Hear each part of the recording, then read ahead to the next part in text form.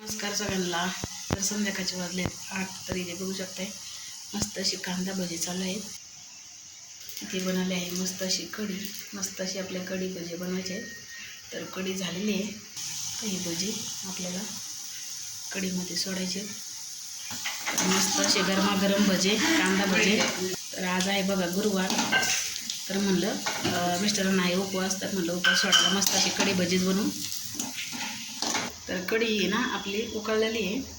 तर आपली कढी उकळलेली बघू शकताय. तर त्याच्यामध्ये आपण भजे सोडून घेऊ.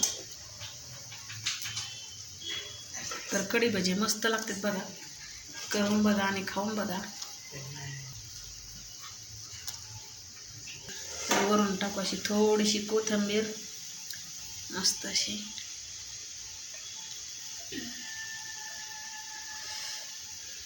तर कढी भजीची रेसिपी कशी वाटली नक्कीच सांगा.